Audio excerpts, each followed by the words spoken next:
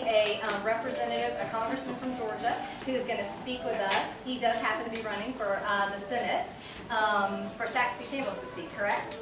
And that is Representative or Congressman Kingston from Savannah. We share a very good friend in Eric Johnson. He used to be a state senator, and I think very highly of Congressman Kingston. And so he's going to come and talk a little bit, introduce himself, and talk for a few minutes about education from his perspective at the federal level and in Congress, and what he sees as the future there. So thank you for joining us, and welcome.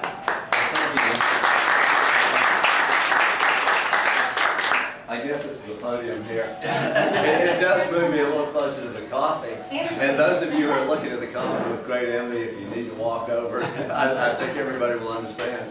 I'm glad to be here.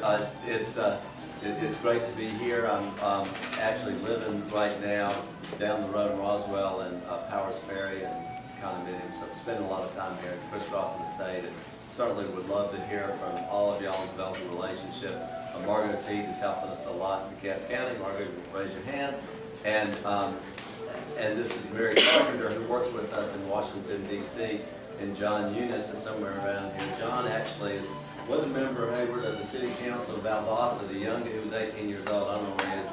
Now he looks 15 years old. I don't know how politics, but and it's great to be with Tom and Fran. I used to work with Fran Miller, who's one of the most aggressive people I've ever met in my life. When he wants to get something done, he is the guy who can focus, and I really enjoyed working with him.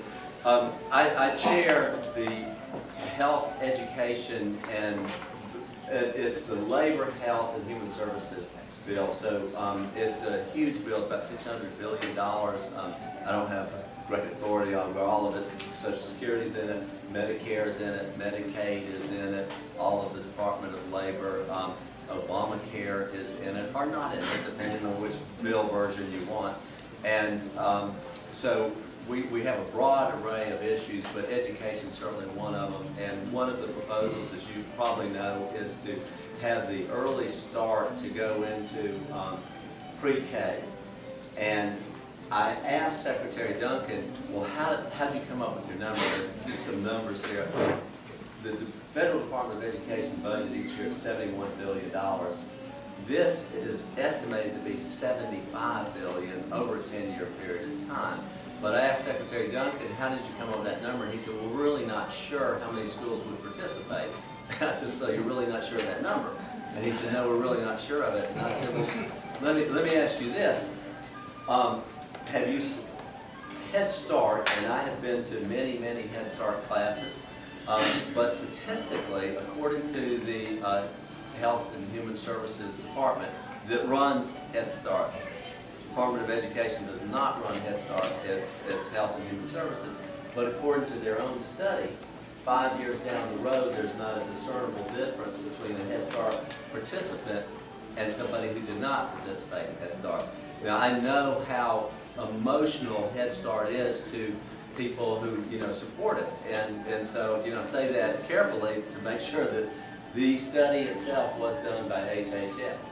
Well, I asked Secretary Duncan, I said, that being the case, is it wise to spend $75 billion on a new early start program, or would it be better to let the states make that call? And as we know, Governor Deal has made a commitment to that on the state level, and in my opinion, I think that's the kind of decision that should be left up to the state rather than a federal government one-size-fits-all.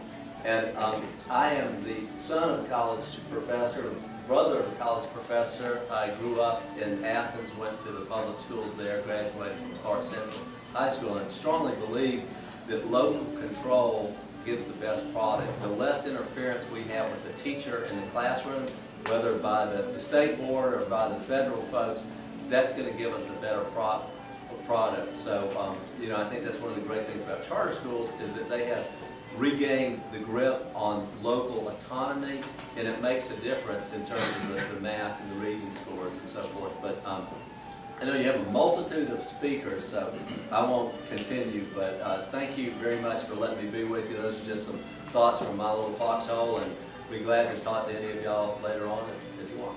Thank you so much.